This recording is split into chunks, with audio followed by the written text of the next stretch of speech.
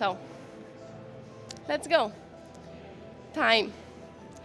Over the last 10 years, since I was working in specialty coffee industry, we've seen a lot of different myths about the coffee. Things that were treated as fact, which now, thanks to innovation, we're glad to prove them wrong. Things like natural coffee cannot taste clean, or we need to follow strict espresso recipe and ratio. So yeah, they were treated as a fact. And now, we can prove them wrong. And here we are in 2024 with the whole new set of myths in the specialty coffee industry. And I'm here to debunk 3 of them, starting with the milk course. What's the biggest myth you can think about milk and coffee? For me, the obvious one is that plant-based milk and specialty coffee don't go well together. And I'm here to prove that wrong. And that's my first myth I'm debunking today.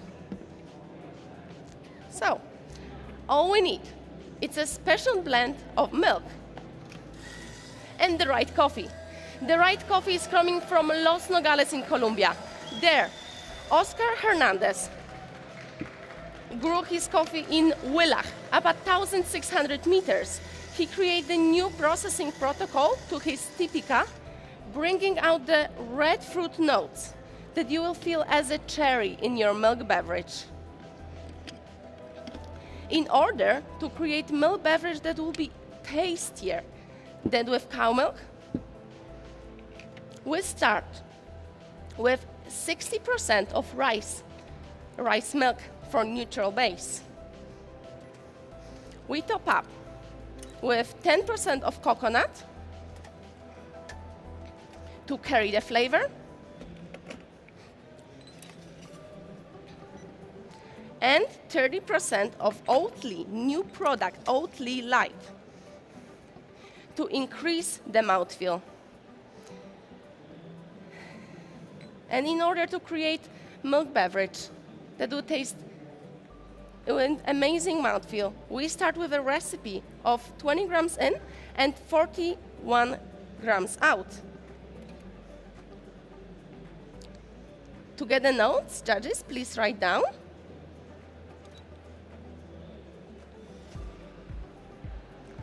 Cherry cheesecake.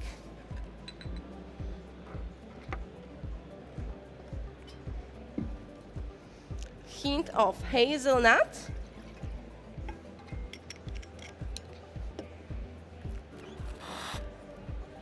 Hint of milk chocolate.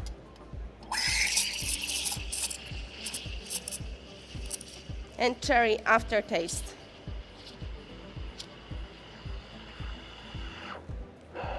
With the creamy texture. So judges, once I will serve your milk beverage, please evaluate the visual, and then you can enjoy it straight away. I freeze distill this milk down to 70% of its original weight to increase the sugar and give us sweeter drink, dessert-like. I steam up to 60 degrees, and I'm adding 50 milliliters of my plant milk each cup to get the amaretto notes today.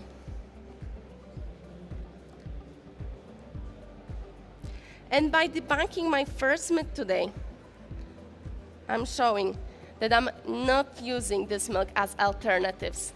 I'm choosing plant-based milk on purpose. And I believe that plant-based milk and specialty coffee will be even more popular in the future because when we can rely less on cow milk and more on the sustainable option. Please enjoy. And I can't wait to share more information about how Oscar made this amazing Typica just in the next course, signature drink. Please enjoy.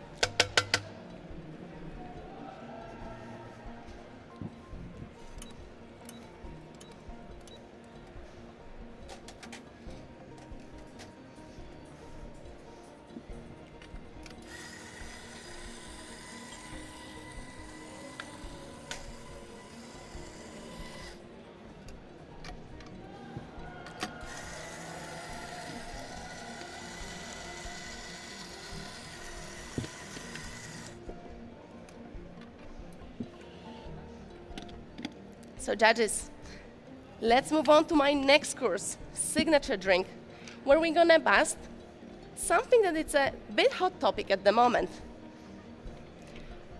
What comes to your mind when I say thermal shock?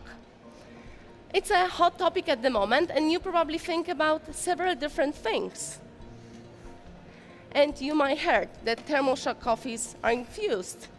But I'm going to show you through this course that thermal shock, it's much more than we think. But what is a thermal shock? Thermal shock, it's a term coined by Diego Bermudez, where he discovered the process in 2016, knowing from the wider food industry as blanching or pasteurizing. He applied this process to his coffee to get the two main things. First, sanitize the product to prepare it for advanced fermentation and increase the sweetness by converting complex sugar to simple sugar. And exactly, Oscar applied the same process to his coffee. And now, I want to show you what thermal shock is. So judges, in front of you, you have two jars with a cherry, with a grape juice. Just first one is a simple cherry juice, just strain and squeezed from the fruit. Have a nice sweetness, but quite high acidity, so please have a sip.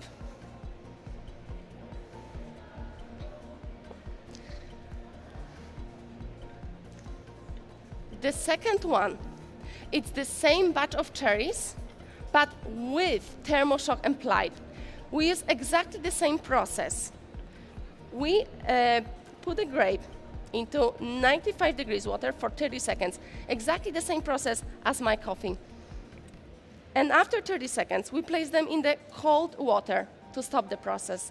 So the hot water convert the sugar, increase the sugar, converting complex sugar to simple sugar. And cold water stop the process and prepare it for the advanced fermentation. So please have a sip of the other one.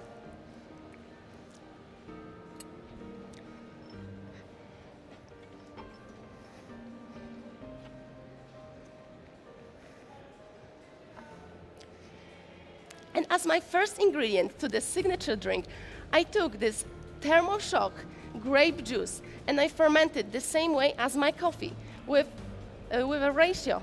I took 1 liter of a grape juice and I had 1 grams of lactobacteria to create this lacto-fermented grape juice that will give me new note of strawberry. My second ingredient also had applied thermal shock in the most common way in the food industry by pasteurizing in milk. Do you remember my first myth? So all my plant-based milk were pasteurized, which is a perfect additional to my signature drink. I'm adding 20 milliliters of my plant-based mix. Fats and protein of this milk carry the flavor and give us the amaretto notes. And now I'm going to add 2 double espresso that I made with the same recipe as for my milk course, chilling down with the hypo chiller. And together with the chilling compound will give us a temperature of 15 degrees of the drink. And now it's time for me to get into the picture. I find out that the best way to incorporate the flavor is by charging with the simple nitrogen. So judges, through this course, I'm showing you that thermal shock is much more than we think. It's not infused coffee. It's about unlocking the sugar in the coffee cherry. So please write down notes. Cherry. Hint of amaretto.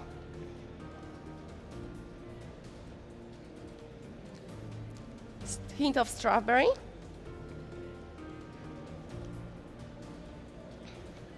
And red grape finish.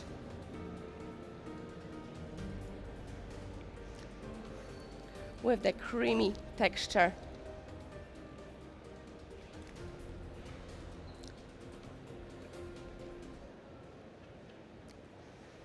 So judges, you can stir 2 times and enjoy it straight away. You can stir again 2 times. And then after 2 times, enjoy.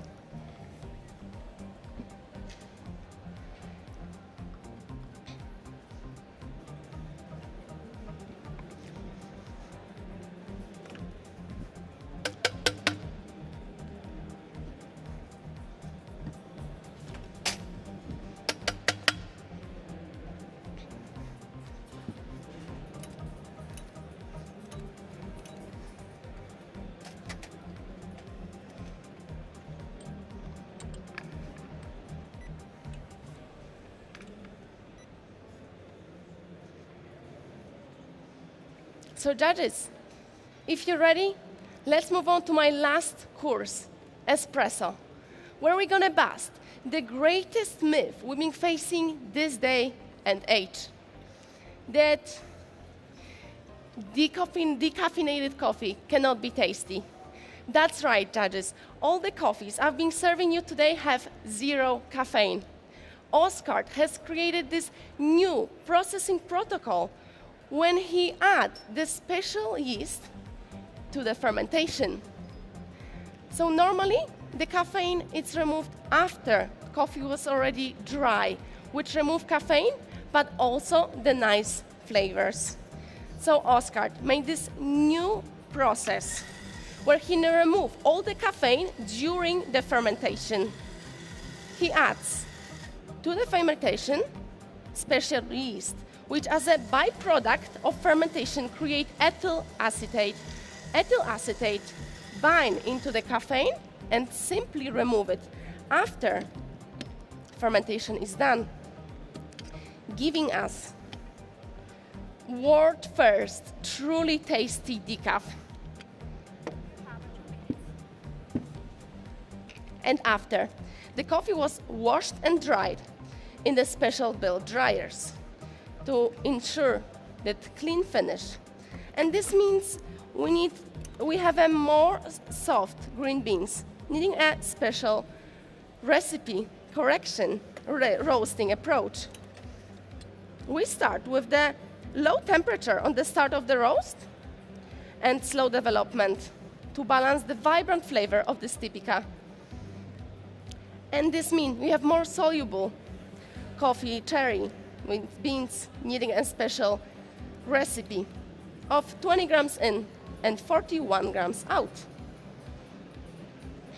So judges, please write down notes.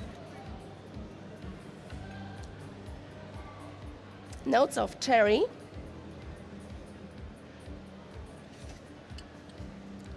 amaretto, hint of strawberry, and aftertaste of cherry.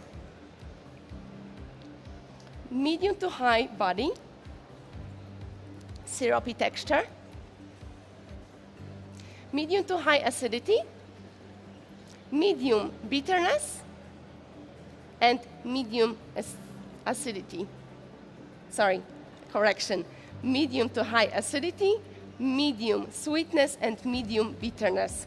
So judges, once I will serve your espresso, please evaluate the crema, but don't drink it just yet. As we're about to enjoy this espresso, that was my 3rd myth today, we need to go back on why have I done this. I believe that in our age, definition of specialty coffee is changing almost every single day. And thanks to innovation and pushing the boundaries, we were able to bust some of these myths that would otherwise hold us back. Thank you and time. Thank you very much, Dominika.